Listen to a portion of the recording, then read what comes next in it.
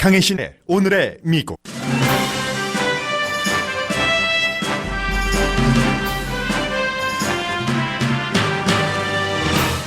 한미합동 군사훈련이 끝나면서 남북미 3개국 협상이 어떻게 될지가 중요한 관심사입니다. 북한이 과거보다 조용했던 한미훈련에 대해 큰 소리로 비난한 것을 미국 전문가들은 별로 얻을 게 없는데 쉽게 협상에 응하지 않겠다는 뜻으로 봅니다. 보수신문 조선일보조차 트럼프 대통령이 최근 문재인 대통령을 조롱한 것은 용납할 수 없다는 사설을 쓰는 등 한국에서 트럼프 대통령에 대한 비난이 커지고 있다고 미국에서도 보도합니다. 김정은이 정한 시한 4개월 안에 뭐라도 이뤄야 3개국 정상이 서로 승리를 선언할 수 있는데 쉽지 않다고 외교 전문 잡지 The National Interest가 보도했습니다. 총기 구입자의 신원조회 강화를 지지한다고 대국민 연설을 했던 트럼프 대통령이 또 입장을 바꿨습니다. 총기협회의 대통령에 대한 로비가 통했다고 워싱턴 포스트가 전했습니다. 철강회사 US 스틸이 임시로 200명을 레이오프한다고 발표했습니다. 자동차와 농업장비 제조에서의 요구가 줄어든 게 가장 큰 이유입니다. 중국에 추가로 관세를 부과하는 9월을 기준으로 미국 가정이 1년에 $1,000를 추가 지출하게 되자 트럼프 대통령이 페이롤 텍스 인하를 검토하는 것으로 알려졌습니다. 페이롤 텍스는 중간층에게 혜택이 되기 때문에 주로 민주당이 지지하는 정책입니다. 9월부터 시행될 중국산 제품에 대한 추가 관세 때문에 의류업계가 수익률 줄어드는 것을 감수하고 있습니다. 건물주들은 렌트비를 못 받는 여파는 몇 년 뒤에나 느낄 것으로 생각합니다. 중국계 미국인 배우 크리스탈 리우가 시위대를 진압하는 홍콩 경찰을 지지한다는 트윗을 한 뒤 이루가 출연한 디즈니 영화 뮬란 보이콧 운동이 시작됐습니다. K-팝이 어떻게 북한 젊은이들의 생각을 바꾸고 탈북 결심까지 하게 되는지를 워싱턴 포스트가 전했습니다.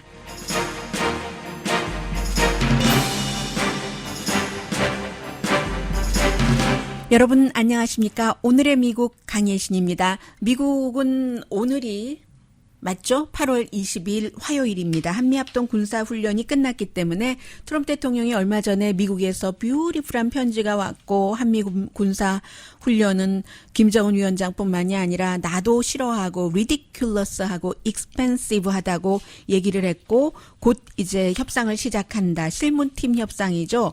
그렇게 얘기를 했는데 오늘 제가 전해드릴 내용이 하나는 월스트리트저널 그리고 그 뒤에는 보이스 오브 아메리카가 국무부에서 하는 방송인데 보이스 오브 아메리카도 한글판이 있고 영어판이 있기 때문에 방송 자체가 다릅니다. 물론 그 한국어를 하는 방송에서도 영어로 주요 인물들을 인터뷰도 하고는 하지만 어쨌든 조금 내용이 달라요. 기사가 달라서 제가 그 보이스 오브 아메리카 영문판에 실린 한국에서 작지만 주목할 만한 트럼프 대통령에 대한 반발 이런 기사를 전해드리겠고요. 또 내셔널 인터레스트는 문제는 시간이야 타임이야 하는 내용을 전했는데 이 세 가지가 지금부터 앞으로 12월까지 북한과 미국, 남한과 또 북한, 미국과 한국과의 관계를 대강 그림을 어느 정도 그려볼 수 있는 기사입니다. 먼저 월스트리트저널입니다. 이번에 한미합동 군사훈련은 좀 조용했습니다. 물론 과거에도 시뮬레이션이기는 했지만 적어도 2년 전에 군사훈련에서는 전투기, 탱크, 평양의 하늘과 길을 다 막고 해병대가 비치가에 상륙하고 이렇게 훈련을 했는데 이번에는 에어 컨디션이 있는 에어 컨디션드 된 룸에서 조용하게 책상에 앉아서 컴퓨터로 클릭하는 그 정도였는데도 평양이 아주 크게 라우들리하게 불만을 했다고 딱 그 한 문장으로 정리를 하는 거죠. 그래서 이 평양의 이 같은 반응을 보면은 앞으로도 그 미국과 북한 사이 남한과 북한은 물론이고요. 협상이 쉽지는 않겠구나 하는 것을 지적을 합니다. 남한에 대해서는 뭐 문재인 대통령을 가리켜서 온갖 험한 욕 다 하고 또 그동안 한국에서 정세현 그 전 장관과 박지원 그 의원이 그 남북 문제에 대해서는 가장 그 문재인 대통령 입장에서 홍보를 많이 했었죠. 박지원 그 의원에게도 입에 담지 못할 그런 그 비난을 며칠 전에 그 북한에서 했는데 이런 것을 볼 때는 한국과는 뭐 당연히 힘들고요. 그리고 미국과도 힘든데 이 월스트리트저널도 그 북한에 대해서 굉장히 강경한 입장의 기사와 그 사설을 많이 실는데 평양의 감정도 충분히 이해한다고 얘기를 합니다.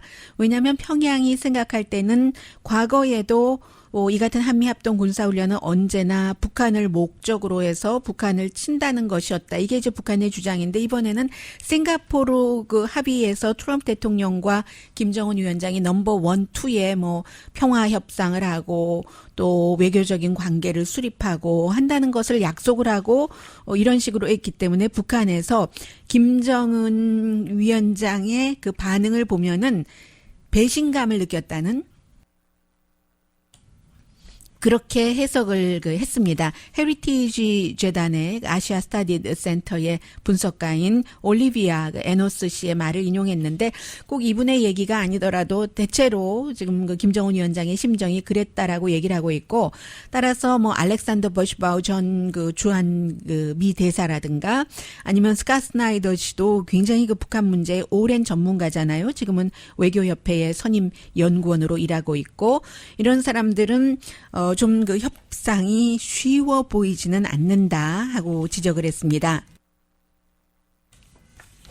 한국에서의 작지만 이제 시작되는 것 같은 트럼프 대통령에 대한 반발하는 그런 비난에 대해서 보이스 오브 아메리카가 이제 영어판에서 보도를 했는데 이 같은 부분은 지금 그 트럼프 대통령이 동맹보다 제일 그 첫 문장이 이렇습니다. 이 기사에 적국의 지도자에게 더 나이스하게 행동한다는 것은 비밀이 아닌데 그런 스타일이 한국 사람들을 한국 보수조차 지치게 한다. 한국의 보수는 지금도 트럼프 대통령이 뭔가가 있을 거야. 뭐 보관이 당연히 있지. 김정은을 한 방에 날려보낼 거야. 아주 세게 때려라. 세게 때려라 하면서 트럼프 대통령을 지지를 해왔는데 한국의 또 진보는 진보 나름대로의 그 트럼프 대통령을 지지하는 이유가 문재인 대통령과 같은 뜻에서 있는 것이고요. 그 보수에서 트럼프 대통령을 비난하기 시작을 했고 더군다나 최근에 트럼프 대통령이 이제 본인 지지자들 모인 자리에서 과거에 한국 사람들이 다 이해하지 못할 거예요. 이 트럼프 대통령이 왜냐하면 번역 자체가 그렇게 자세히 되질 않았어요. 트럼프 대통령이 보이였을 때 아버지가 그 흑인들을 아파트에 잘 들이지 않으면서도 저소득층 대상으로 한 정부에서 보조받고 건물 짓고 해서 렌트 주고 돈 번 사람이잖아요. 그래서 저소득층에게는 또 렌트 컨트롤 어디까지 올리지도 못하는 값을 그런 게 있는 지역에서 아버지를 따라서 보이였을 때 뭐 100 얼마였었죠? 114달러 13센트를 받는 게 한국에서 10억 달러 받는 것보다 더 어려웠다. 한국에서 10억 달러 받는 게 과거에 114달러 13센트를 받는 것보다 훨씬 쉬웠다. 그리고 13센트가 굉장히 중요해. Believe me, those 13 cents were very important라고 얘기를 해서 그 다음에 이제 조선일보가 이거는 정말 그 망발이다 하는 식으로 사설을 썼다면서요. 저는 읽어보지 못했습니다. 한미 동맹에 대해서 이거는 정말 경고지 이렇게까지 할 수는 없다. 뭐 더러운 과거 슬럼가의 랜드로서 돈 벌었으면서 뭐 이런 뉘앙스로 썼다고 보이스 오브 아메리카가 보도를 하고 있습니다. 조선일보는 결코 문재인 대통령의 남북 그 화합이라든가 그 대북 정책을 지지하는 신문이 아니죠.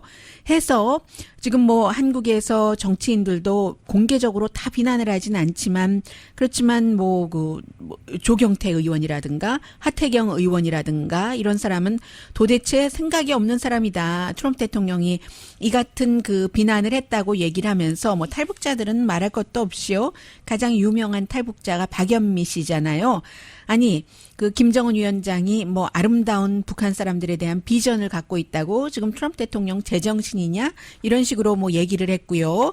그래서 결국은 아직까지는 그 2018년도에 퓨 리서치사의 조사를 볼 때는 한국 사람들이 80%가 미국에 대해서 글쎄요 80%나 됩니까? 아주 좋은 감정이었는데 그렇게 좋았을 때도 트럼프 대통령에 대한 호감은 44%밖에 안 됐는데 아직은 대부분의 정치인들이 트럼프 대통령을 직접 보수건 진보건 뭐 아주 노골적으로 비난하진 않지만 보수 측에서 지금 트럼프 대통령이 동맹을 이렇게 약화시키고 약해지는 중이고 앞으로도 트럼프 대통령 임기 중에는 약해질 것이라고 보고 있는데 그래도 김정은에게 뭔가를 좀 한 방을 날려주지 않을까 하면서도 지금 이미 그 실망이 시작이 됐고 그 실망의 표현을 그 물꼬루가 트였는데 이게 앞으로 그 언제 더 확 달아올 수 있을 것인가. 이미 이제 방위비 분담금 이런 것으로 인해서 보수의 불만이 시작이 됐고 트럼프 대통령의 한국에 대한 그 비난도 어제 오늘 일이 아니라 수십 년 전부터 시작이 됐다 하면서 90년대의 플레이보이와 인터뷰에서 미국을 한국이 뭐 베껴먹고 있다 이런 표현을 했고 지금 이게 방위비 분담금과도 연결이 되는 거고요. 물론 트럼프 대통령이 변칙적인 인물이기는 합니다만은 이 사람들이 한국에도 반미 정서의 그 뿌리가 있기 때문에 그 반미 정서가 또 정권에 따라서 조금 나아졌다가 더 강해졌다가 시계추처럼 왔다 갔다 진보와 보수 사이에서 이 사이트를 왔다 갔다 하는데 그 포인트가 언제인가 트럼프 대통령에게 더는 못 참아 하는 그 포인트는 한국 사람들이 enough is enough라고 결론을 내릴 때인데 enough의 스타트 포인트는 이미 그 보여줬다. 보수신문 그 조선일보조차 사설에서 트럼프 대통령이 너무 선을 넘었다라고 지적한 것에서요. 이런 얘기를 하니까 한미 동맹이 지금 그다지 좋지 않는 이런 모습을 보여주고 있고 그리고 내셔널 인터레스트는 문제는 시간이야 하는 그 전문가의 그 존 델 그로버 씨의 그 어피니언을 실었는데 북한과 딜할 시간이 북한이 올해 말까지라고 셈법을 바꾸라고 한 게 4개월밖에 안 남았죠. 2020년에는 한국이 4월 15일이죠. 선거가 있고 그리고 이제 7개월 지나면 11월 3일에 미국 선거가 있기 때문에 실패를 하더라도 모두 이제 그 어떤 협상이 실패해도 국내 이슈 때문에 실패할 수 있다라고 얘기를 하면서 김정은이나 이 세 사람 모두 빠른 결과와 빠른 과정을 원하는데 한국에서도 인내심이 다하고 있고 북한도 아무리 독재자라고 하더라도 미국이 적이었잖아요. 적국과 딜을 하는데 군대라든가 그 내부의 사람들의 그 저항을 김정은 위원장도 눌러야지 되기 때문에 이게 그 쉽지 않고 또 2019년까지 안 되면 북한이 뭐 탄도미사일을 다시 시험할 수 있다고 했잖아요. 물론 그 계획도 바꿀 수도 있습니다. 그런데 이란과 미국이 핵협상을 할 때요. 그 핵협상을 하겠다 하고 아주 구체적인 것을 마련해가는 과정이 2년 정도 걸렸거든요. 그 전에 더 많은 시간을 보냈고 그렇게 볼 때 이제 4개월밖에 남지 않았고 결국은 가능한 건 딱 두 가지라는 겁니다.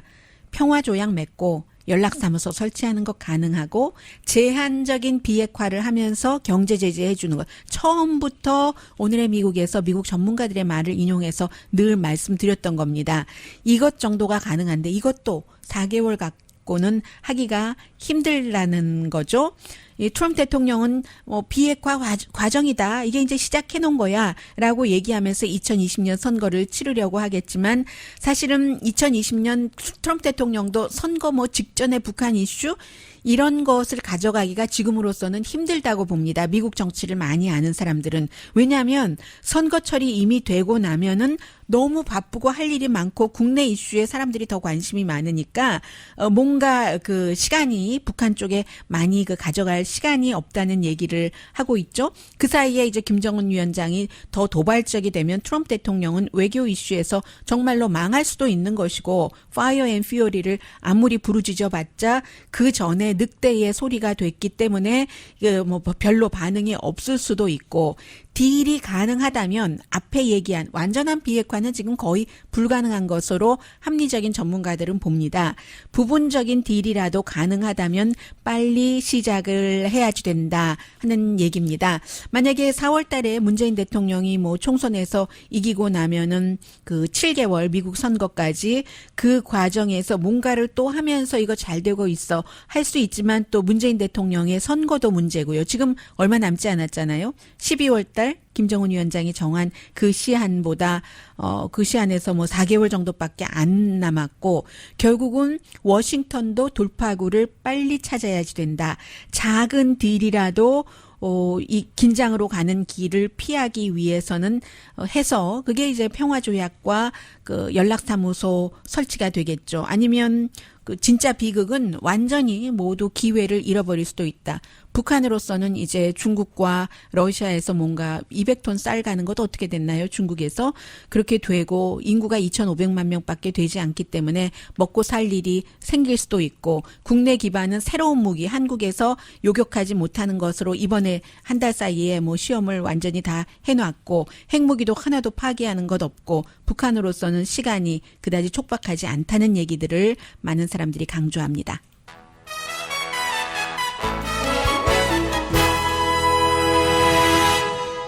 잠시 뒤에 미국의 아주 중요한 뉴스들을 좀 전해드리겠습니다. 뭐 돈과 일반 사람들 생활과 연관되는 그런 이슈도 있고요. 라디오 서울 방송 오늘의 미국 듣고 계십니다.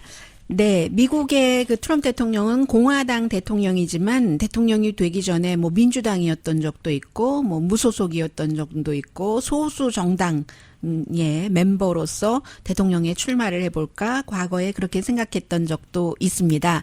그리고 대통령이 돼서는 꼭 그 공화당의 정책만을 가지고 일하는 것이 아니라 물론 지금 당을 전부 장악을 해서 지금 공화당은 과거의 공화당이 아니라 레이건의 공화당이 절대 아니라 트럼프의 새로운 공화당인데 트럼프의 새로운 공화당은 항상 이것을 뭐 당이 원래의 그 원리 원칙이라든가 이념이라든가 이런 것에 정책을 맞추는 것이 아니라 일단 그 이겨야지 된다 하는 생각이 굉장히 강하고 내가 이겨야지 된다 하는 생각이 더욱 강하기 때문에 지금 그 관세를 중국에서 무는 것이라고 그렇게 얘기를 하더니 이 관세 때문에 소비자들이 점점 그 물건값도 올라가고 물건은 줄어들고 또 9월 1일부터 일부는 미뤘지만 또 다른 뭐 장갑에서부터요. 장갑도 뭐 벙어리 장갑, 손가락 장갑 전부 관세가 또 부과가 되니까 물건값이 오를 수밖에 없습니다. 그리고는 아니라고 또 음모론이라고 엘리트 경제 전문가들이 경제가 지금 너무 좋은데 그 수치를 왜곡해서 나쁘게 해석을 하고 미디어도 그런 것을 가짜 뉴스로 만들어서 생산을 한다고 대통령과 백악관의 여러 경제 자문들이 아무리 주말 내내 나와서 선전을 했어도 그게 이제 막을 수 있는 부분이 있고 아니면 세계와 다 연관이 되니까 미국의 경제가 뭐 경기 침체로 갈지 안 갈지는 아무도 모릅니다. 그러나 뭔가 손을 쓰지 않으면 갈 수도 있구나. 세계 다른 나라의 경기 침체도 지금 독일 같은 경우는 아주 심각해서 오늘 그 폴 쿨그만이 그 뉴욕타임스에 독일에 대해서 칼럼을 썼던데요. 그게 또 미국에 영향을 주기도 하고요.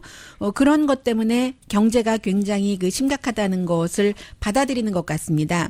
그 증거가 뭐냐면 어제는 이런 안을 내놨는데 이 안이 시행이 되려면 의회에서 통과돼야지 되는데 아마 민주당을 좋아할 겁니다. 원래 민주당이 좋아하는 안이기 때문에 페이롤 텍스를 좀 그 줄여준다. 말하자면 뭐 소셜 시큐리티 텍스라든가 이런 것을 줄여준다는 건데 지금까지 그 트럼프 대통령의 경제 자문들이 양도소득세 같은 거 뭐 많이 그 엄청나게 줄여줬고요. 부자들이 세금 감면을 많이 받은 게 사실입니다. 그런데 페이롤 텍스는 중간층 사람들, 이 중간층이라는 사람들이 중국에서 그 미국의 그 소비자가 거의 중국에서 들어오고 있으니까 그런 것을 살 때 지갑을 열었을 때 돈은 자꾸만 없어지고 물건은 줄어들고 하는 것을 보면 트럼프 대통령에게 투표를 하고 싶겠어요? 지금 이미 2,500억 달러에 부과된 그런 그 중국에 대한 관세 25억 5% 때문에 1년에 뭐 한 600달러는 더 써야지 된다고 하잖아요. 그럼 한 달에 뭐 50달러 정도 되면 큰 돈이잖아요. 돈 뭐 봉급받고 사는 사람, 저를 포함해서. 그런데 이게 9월 1일부터 새로 시행이 되면은 1,000달러로 늘어나고, 그거보다 더 버는 사람들도 있습니다. 그리고 또 뭐 12월 15일에 또 하면 더 늘어나고 하니까, 그러면 중간층에 돈 받아서 사람들 나라에 세금 내는 그 세금을 감면하는 것을 지금 검토를 해봐라 하고 검토를 하는가 봅니다. 오늘 뭐 자세한 내용은 워싱턴 포스트가 보도를 했는데, 레리 커드로우 같은 대통령 경제자문이 지금 앞장서서 페이롤 컷을 준비를 하고 있고, 이게 이제 제조업도 슬로우하고 사업자들 투자 안 하고 뭐 이런 것 때문에 그런 건데, 아무튼 민주당에서는 중간층 하면은 인기가 있으니까 의회에서 뭐 대통령이 하는 것은 공화당에서 많이 또 승인을 해주니까 어디 갈지는 모르겠으나 어쨌든 트럼프 대통령이 공화당스럽지 않은 이런 중간층이 좋아할 만한 안을 검토를 하고 있다 말씀드립니다. 그리고 동시에 연방준비제도가 이자율을 뭐 당장 내리라는 거잖아요. 뭐 기준금리를 1.25%로 내리라고 하고 돈도 풀어라라고 얘기를 하는데, 연방준비제도가 양적 완화라고 표현하는 돈을 풀 때는 그때는 경기가 슬럼프 할 때거든요. 그럼 대통령은 경제가 지금 너무 좋다, tremendous하다고, tremendous하게, extremely하게 좋은 게 지금 미국 경제라고 하는데, 말하는 것과 또 연준에 요구하는 것이 다르기 때문에 미국 경제가 그다지 안심할 상태가 아니구나 하는 것은 대통령의 이중적인 발언으로 알 수 있고요. 그리고 짧게 전해드려도 될 것 같네요. 트럼프 대통령이 이제 주말부터 이런 말을 슬슬 하기 시작하더니, 지난번에 텍사스의 엘파소와 오하이오주의 데이튼에서 많은 그 사람들이 숨지고 나서 대국민 연설을 한 거죠.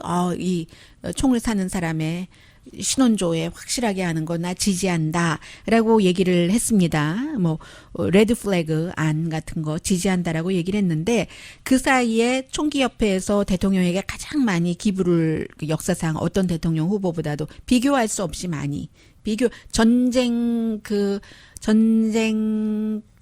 용사 출신이었던 존 맥케인보다도 몇 배 더 많이 줬잖아요. 미국 의회에서 이런 총기협회라든가 이런 곳으로부터 정치 기금을 가장 많이 받는 사람들이 군 출신이 많거든요. 그래서 린지 그레이엄, 대통령 친구 같은 사람, 린지 그레이엄과 존 맥케인 해서 두 사람이 또 같이 일한 것도 많습니다. 그런데 뭐 존 맥케인에게 예를 들어 800억 달러가 아니라 얼마큼, 트럼프 대통령에게 3천만 달러를 줬다면 3천만 달러보다 어떻게 되는 겁니까? 저 계산이 안 돼요. 네, 3천만 달러가 아니라 800만 달러. 뭐 예를 들어 그런 식으로 몇 분의 1, 트럼프 대통령이 몇 배 많이 줬잖아요. 총기협회에서 백악관의 대통령에게도 직접, 대통령의 자문에게도 직접 대통령이 신원조회 확실하게 해야 하는 건 나 지지해라고 연설한 뒤에 로비를 해서 대통령이 마음을 바꿔서 뭐 이렇게 얘기를 하더군요. 지금 이미 미국에는 강한 신원조회법이 있어 얼마나 지금 효율적으로 되고 있는 것이 있는데라고 말하니까 이게 말을 좀 바꾼 것 같고요. 미치 맥코넬 공화당 상원 원내대표는 지금 공화당이건 민주당이건 의원들이, 정치인들이 다 이 신원조회를 하는 것을 지지한다 하더라도 대통령이 확실하게 이제 그렇게 하겠다라고 얘기하지 않으면 본인은 이 안건을 심의 안건으로 선택하지 않겠다라고 얘기를 했기 때문에 이게 좀 힘들어진다는 거죠. 총기 규제 법안이. 이래서 그 당장이 아니라 뭐 휴회 있고 뭐 9월달 넘어가고 하면은 끝나는 것으로, 일단 새로운 더 비극적인 사건이 터지기 전에는 그렇게 보면은 될 것 같고요. 그리고 이제 또 하나가, 미국에서는 앞으로 저소득층일 경우는 피임약을 갖기가 어려워지게 됐습니다. 왜냐하면 그 연방 정부에서 뭐 타이틀 X라고 하는데요, 가난한 사람에 대한 헬스케어 보조금인데, 여기에 이제 그 피임약도 포함되고 암 검사로 하는 것, 또 HIV 테스트하고 뭐 여러 가지 성병. 그래서 이제 이 환자, 이런 그 프로그램을 받는 사람들의 상당수가 저소득층이고, 그리고 지금 뭐 Parenthood라는 그 Planned Parenthood라는 이 재단을 통해서 또 연방정부에서 주는 이 기금 타이틀 X라는 이런 보조 가족 계획 프로그램을 통해서 이제 그 뭐 사람들이 피임약도 받아가고 가족 계획도 하고 했는데, 이 플랜드 페어런트후드에서도 하도 연방 정부에서 까다롭게 구니까 여기서 이제 뭐 이 보조를 타이틀 X 보조를 받으려면 사람들이 왔을 때 그 환자를 낙태를 하도록 다른 곳으로 보내줘도 안 되고 설명을 자세히 해줘도 안 되고 기타 등등 이런 얘기를 하니까 아 우리 그럼 보조 안 받겠어, 타이틀 X 우리 안 받겠어라고 해버렸기 때문에 그렇게 되는 경우는 가난한 사람이 혜택을 받는 게 이제 줄어들겠다 말씀을 드리고요. 그리고 이것도 완전히 끝난 건 아니에요. 이 그 플랜드 페어런트후드에서 소송을 했기 때문에요. 분명한 것은 조지아, 알라바마, 또 테네시까지를 포함을 해서 미국에서 낙태를 거의 불가능하게 하는 주가 늘어나고 있고, 이런 것들이 사회 이슈죠. 이제 보수적인 그런 이슈, 그분들의 자녀분들이 뭐 예를 들어 그런 일이 일어나면 안 되겠습니다만 정말로 원치 않는 임신을 했을 때, 근친상간이라든가 강간이라든가 그랬을 때 그분들은 그 아이를 낳아서 키우라고 하는지는 잘 모르겠으나 그런 경우에도 낙태를 해서는 안 된다는 게 좀 전에 말씀드린 그런 주에서 통과시킨 법입니다. 그래서 이 내용에 대해서는요, 미국뿐만이 아니라 세계에서 아니 미국이 어떻게 그렇게 그 시대를 거꾸로 갈 수가 있지 하고, 이거 뭐 비윤리적이야, 뭐 여성들에게 옵션을 줘야지 되는 거 아니야, 뭐 여성뿐만이 아니라 저는 항상 여성과 그 아이의 아버지인 남성 함께를 말씀드립니다만 뭐 이런 얘기들을 세계에서 굉장히 많이 하고 있고요. 그리고 또 하나는 어제 이 내용은 그 미국 안팎에서 많이 주목을 했는데, 그 트럼프 대통령이 니네 나라로 꺼져라고 얘기를 했었던 소수인종 여성 그 무슬림 의원들, 한 명은 엄마 아빠가 팔레스타인 난민 출신이었고 미국에서 태어났고, 또 한 명은 본인이 소말리아 태생으로 미국에서 10대 때 시민권을 받아서 두 명 다 초선 연방 하원 의원이 된 이 의원들이 이스라엘을 방문하려고 했는데 대통령이 방문 금지시켜 이스라엘도 싫어하고 나도 싫어해 하니까 벤자민 네탄야후가 이제 그 대통령의 뜻을 받들어 대통령도 골란고원을 이스라엘 거라고 해줬고 예루살렘으로 뭐 미국 대사관을 옮겨주기도 했으니까, 또 이스라엘에 그러니까 우파 가운데서 트럼프 대통령을 좋아하는 사람들이 상당히 많고, 벤자민 네탄야후는 9월 달에 선거를 치러야지 되는데 트럼프 대통령을 지지하는 그 같은 사람들의 표를 받으려면 트럼프 대통령이 원하는 대로 해주는 게 좋을 것 같고 해서 결국은 두 사람의 입국을 금지시켰다가 그 법은 있었어요. 이 두 여성들이 팔레스타인에 대해서 이스라엘이 점령된 땅에서 사는 팔레스타인을 너무 힘들게 한다 해서 이스라엘에 대한 그 보이콧하는 것을 지지했기 때문에 이스라엘은 그것을 근거로 이 두 여성들의 입국을 금지했다가 한 여성은 아예 서한지구에 할머니가 살고 계시니까 와라 했는데 이 그 미시건주의 하원 의원이 안 갔죠. 그런 식으로 입 닫고 아무런 얘기도 못하게 하고 나를 범죄자 취급하면서 봐주는 척하는 그런 식으로 우리 할머니 90세 됐지만 나를 보고 싶어 하지 않을 겁니다. 어제 얘기하는데 굉장히 그 비디오를 세계에서 많이 봤거든요. 본인이 어렸을 때 그 서한지구에 갔었을 때 그 미국 시민권자인데도 자신들의 어머니 아버지가 어떻게 이스라엘에 의해서 뭐 버스에서 그 뭐 이렇게 있잖아요. 신문 뭐 불시 검문하고 신문하고 뭐 체포되기도 하고 하는 것을 어린 나이에 보면서 너무 두렵고 뭐 이랬다는, 뭐 거의 울면서 얘기를 해서 울려고 연기하고 온 게 아니라 그냥 참으려고 했는데 복받친 것 보면 알잖아요. 그런 것들이 많이 있었는데 미국에서는 요즘 이런 얘기를 많이 합니다. 이스라엘을 위해서 벤자민 네탄야후가 그 단기간으로 보고 트럼프 대통령을 지지하고 이런 것 그 있을 수 있겠으나 이 두 사람이 모두 현명하다거나 아주 좋은 사람이라던가 100% 또 정의롭지 않아도 이스라엘의 시각에서 볼 때 그들은 개인이 아니라 미국의 입법기관의 멤버라고 얘기를 합니다. 이번에 한 80명이 같이 가기로 했잖아요. 공화당, 민주당 합쳐서 뭐 민주당 41명, 공화당 31명이었습니다. 민주당은 39명이 됐네요. 이제 41명에서 입법기관 멤버이기 때문에 존중을 해야지 되고 이스라엘도 민주국가니까 다른 민주국가의 입법기관의 멤버들을 이렇게 안 온다는 게 이거는 그 다른 사람들이 좋아하지 않을 것이고 너무 트럼프 대통령 비위만 맞추지 말아라. 미국과 이스라엘이 아주 강한 동맹이죠. 그런데 미국과 이스라엘 관계는 두 사람보다 큰 것이다. 당대 당보다도 크고 정치보다도 크고 나라와 나라의 관계인 것이다. 이런 지적들을 많이 했고요. 그리고 대통령도 뭐 네타냐후도 언제 물러날지 모르지만 트럼프 대통령도 재선되지 않을지 모르잖아요. 특히 네타냐후가 그 오바마와 관계가 아주 안 좋았죠. 전 대통령과. 그렇다 하더라도 다시 트럼프 대통령 이후에 또 다른 대통령이 나올 수도 있다 하니까 좀 쿨다운 해야지 된다라는. 그리고 이스라엘은 이스라엘을 비난하는 사람들을 완전히 이스라엘에 들어오는 것을 차단함으로써 이스라엘을 지킬 게 아니라 예를 들어 그런 사람이라도 와서 보고 대화하고 하는 포용적인 모습을 보여주고 그런 사람들을 맞이해서 뭔가를 그 설득시키기도 하고 그런 것들이 이스라엘이 그 해야 할 일이다. 끌어안아야지 된다. 그러니까 그 강한 그 민주적인 그런 또 이스라엘이 굉장히 리버럴하기도 해요. 미국에 살고 있는 이스라엘 사람들도요. 리버럴한 그 인스티튜션을 지켜나가야지 된다 하는 얘기들 많이 하고 있습니다. 잠시 뒤에 경제 관련 뉴스 전합니다.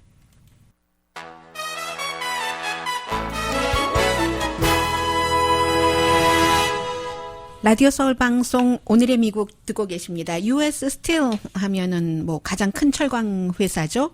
피츠버그에 있는 미시건주의 피츠버그에 있는 이 공장이 일단 200명을 레이오프 한다고 하거든요. 왜냐하면 레이오프하고 생산을 중단한답니다. 뭐 여러 가지 문제가 있는데 그 가운데서도 가장 중요한 것은 처음에 이제 관세로 시작해서 미국 그 철강업계 뭐 가격이 조금 올라가고 했었어요. 그런데 나중에 이게 꼭 그 철강 그 자체에만 되는 게 아니라 뭐 자동차 또 뭐 농업 기계 이런 게 연관이 되는데 중국에서 또 뭐 수입해 가지 않고 하니까 수요가 줄어들으니까 당연히 또 국내에서 그 철강 값이 내려갈 수밖에 없게 됐습니다. 그래서 이제 이런저런 뭐 구조 조정도 하고 하는 형태로 200명을 6개월 동안 그 임시로 레이오프 한다고 하고요. 2018년 3월보다 US 스틸의 주식값이 73%나 내려갔습니다. 오늘 그 CNBC에서 이것도 역시 그 뭐 관세라든가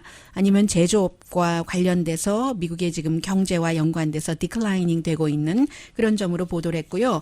이 내용은 제가 이 내용을 선택을 하면서 많은 그 한인분들을 일단 생각을 했습니다. 로스앤젤레스 자바시장을 떠올렸고요. 저는 자바시장 골목골목 아주 잘 알거든요. 로스앤젤레스, 센티, 저쪽 샌페드로까지. 그래서 이쪽으로 이렇게 와서 월스트리트로 해서 그 꽃시장까지 연결되고 잘 아는데 정말 힘드시겠구나. 그리고 또 로스앤젤레스에서 우편으로 때로는 가끔 출장을 오셔서 물건을 골라서 붙이고 파는 뭐 이 방송 지금 듣고 계시는 애틀란타에서 옷가게 하시는 분들도 LA 자바시장에서 물건을 받아다가 파시는 분들도 계실 테고 하와이도 마찬가지고요. 거기 섬이니까 물건이 다 내륙에서 들어가겠죠. 미국 의류업계가 뭐 한인이 중심이 된 이런 LA 다운타운뿐만이 아니라 전반적으로 지금 중국과의 관세 때문에 9월 1일에 새롭도 붙게 되니까 할 수 없이 이윤을 줄이는 것을 감수한다.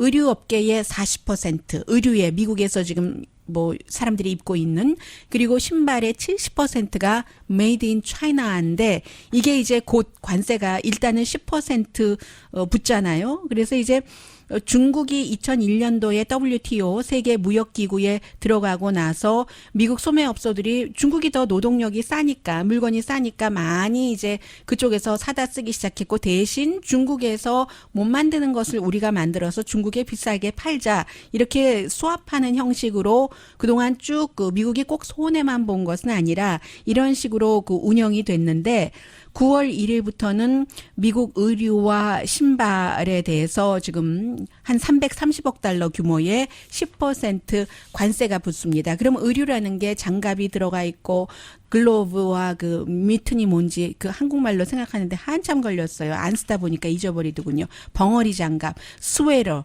뭐 코트 전부 2주일도 이제 안 남은 거예요. 그래서 이미 경쟁 때문에 가격이 내려갔는데 더 가격을 내리고 10% 가지고 물건값을 확 올릴 수는 없으니까 일단 그렇게 했다가 나중에 뭐 옷도 더 작아질 수도 있겠어요. 천을 조금이라도 아끼려고 예를 들면. 그래서 그렇게 될 경우 그 품질이 나빠질 수도 있는 거죠. 1도 0.1도 그 각도에 따라서 여성의 옷이 목선이 완전히 다르게 나오잖아요. 그런 식으로 아주 세세히 영향을 미치게 될 겁니다.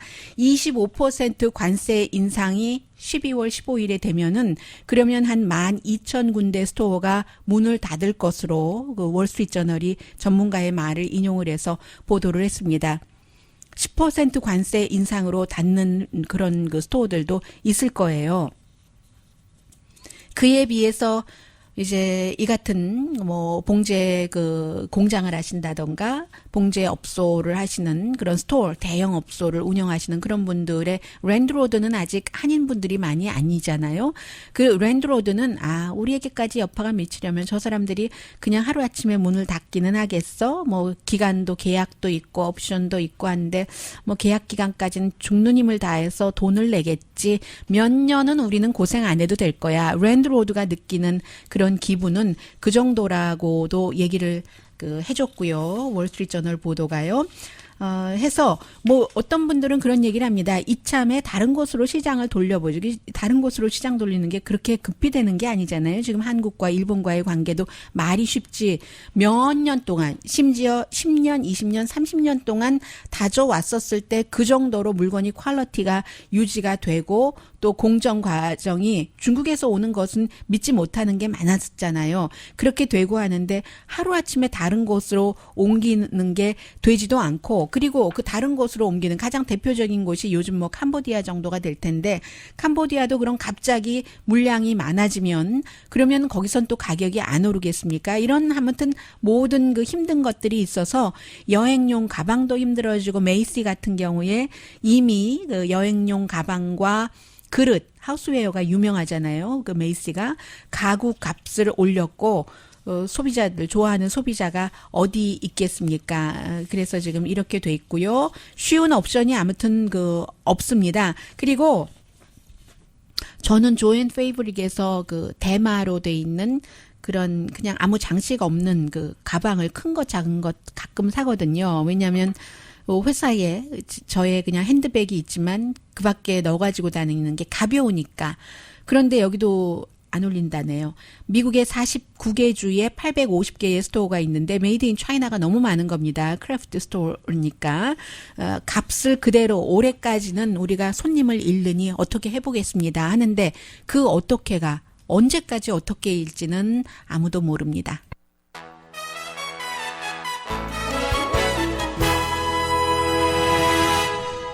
라디오 서울 방송 오늘의 미국 듣고 계십니다. K-팝이 어떻게 그 북한 사람들, 특히 이제 북한 젊은이들을 K-팝이 뭐 유혹하려고 하는 건 아니죠.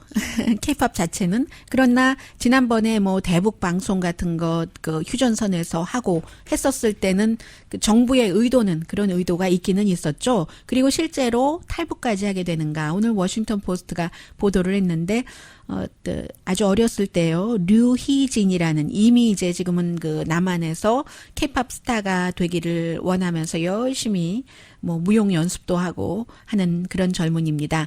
미국과 그 한국 팝송을 많이 그 북한에서 들었다는 거죠. 그러면서 이제 워싱턴 포스트가 아무래도 정치 중심의 신문이니까 예전에 그 베를린 장벽이 무너지고 기타 등등 그런 일들이 있었을 때 비틀즈의 역할 아니면 또 그 젊은 그 동독의 그 청년들이 그 장벽 앞에서 데이빗 보위 정말 얼마 전에 숨진 그 데이빗 보위의 아주 그 감성적인 그런 그 히어로즈 공연을 보고 이게 이제 사람들이 많이 흔들렸는데 지금 북한에 있는 젊은이들이 그렇다는 얘기를 하고 있습니다. 해서 뭐 여러 그 전문가들의 말을 인용을 해서 전하고 있는데 셀폰을 많이 갖게 됐잖아요. 그래서 그런 것으로 USB에서 기타 등등 보면서 지금 최근에 이제 그 조사를 해보니까 탈북자들 가운데서 뭐 예를 들어 90% 정도는 그 한국의 영화라든가 외국 영화를 본 적이 있고 그리고 이제 그 탈북해서 그 탈북을 했거나 영화를 보면서 벌 받은 사람을 안다는 사람이 4분의 3이나 되는데도 불구하고 그렇게 위험한데도 계속 그 보고 듣고 느낀다는 얘기를 하고 있습니다. 그래서 이제 어떤 젊은이는 그 류 앞에 말씀드린 라스트 네임이 류인 이 젊은 여성은 밤새도록 들키면 어떡하냐 생각하면서도 뮤직비디오를 한 가지를 계속 되풀이해서 봤다라고도 얘기를 하고 있고요. 항상 그 북한에서 그 미국의 제국주의가 늑대고 한국은 꼭두각시다라고 얘기했는데 막상 그 젊은이들의 그 표현이나 이런 걸 보면은 교육받은 것과 다르다는 거죠. 한국에서 도깨비 뿔 달린 줄 안 것이나 북한 사람들이 똑같은 거죠. 셀린 디온의 노래도 그 받고 기타 등등. 그래서 이제 특히 이제 집안이 그 뮤지컬 패밀리로 패밀리에서 태어났기 때문에 본인도 가야금을 연주를 하고요. 그러다가 이제 유럽에서 뭐 출신 성분이 좋았는가 보죠. 가서 뭔가 뭐 스위밍 팀으로 갔다가 웨이트레스도 하고 그러다가 어떤 날은 2015년도에 한국에서 온 사람들과 코워커들과 같이 강남 스타일 춤도 추고 하다가 23살 때 한국으로 이제 갔습니다. 그런데 이 젊은 여성뿐만이 아니라 많은 이제 그런 케이스를 얘기를 하면서 미니스커트와 진이 그 금지된 북한에서 강이네요. 라스트 네임이 강나라 씨도 그런 비슷한 옷을 입었다가 완전히 사람들 보는 앞에서 옷이 벗겨지고 불태워지고 하는 것을 경험을 했는데 이제 모든 사람들의 마음에는 자유와 표현 이런 것들이 있잖아요. 그런 것들을 억압당했다가 한국의 케이팝을 통해서 보고 헤어스타일도 조금 비슷하게나마 바꿔보고 하는 그리고 지난번에 이제 한국의 젊은이들이 북한에 가서 많이 정제된 옷과 이런 것을 입었지만 그 뭐 연주 장면을 김정은이 웃으면서 박수치고 하는 것을 그 봤는데 우리는 왜 몰래 숨어서 봐야지 되는가 너무 분노했다는 거예요. 그리고 나중에 이제 그 김정일에 대한 다큐멘터리를 한국에 와서 그 봤다고 하던가요. 네, 한국에 와서 봤는데 김정일에 대한 그 다큐멘터리를 보니까 김정일이 한국의 영화와 TV쇼의 팬이었다는 것을 알고 그 배신감과 분노는 너무너무 화가 났다. So angry I was 라고 얘기를 하고 있습니다. 우리의 김정일이 아버지요. 김정일이 한국 TV를 본다는 것을 상상조차 하지 못했다. 이렇게 얘기하면서 K-팝이 미치고 있는 영향 지적을 했고요. 그리고 오늘 그 로스앤젤레스 타임즈 보니까 어제 전해드린 내용의 연결선상인데 지금 그 뮬란이 그 라이브 액션 리메이크가 돼서 이제 그 크리스털 리우로 더 잘 알려져 있는 리우 이페이라는 지금은 이제 30대가 됐습니다만 한 뭐 10대 때 미국에 와서 그 차이니즈 아메리칸이죠. 이 배우가 여기에 출연하면서 중국계잖아요. 그런데 이제 홍콩에서 시위가 열리고 홍콩 경찰을 지지한다 하는 트윗을 한 다음에 한지 몇 시간이 되지 않아서 6만 5천 명이 보이코트하고 계속 사람들이 보이코트를 하고 그래서 이제 이 그 뭐 개인의 철학일 수도 있지만 중국에서 그러라고 그러는 거야? 사람들이 생각을 하지만 아무튼 같은 영화에 출연한 공리, 제가 좋아하는 배우 공리 같은 경우는 가만히 있다 이런 얘기도 하면서 보이콧은 점점 퍼지고 있답니다. 물론 뭐 개인적인 신념이 있어서 그런 생각을 하면 그렇게 할 수도 있고요. 제키 챈 같은 경우는 나는 홍콩 시민으로서 또 뭐 중국 사람으로서 평화롭게 해결되기를 원한다. 이 정도 얘기는 하더군요. 강혜신이었습니다.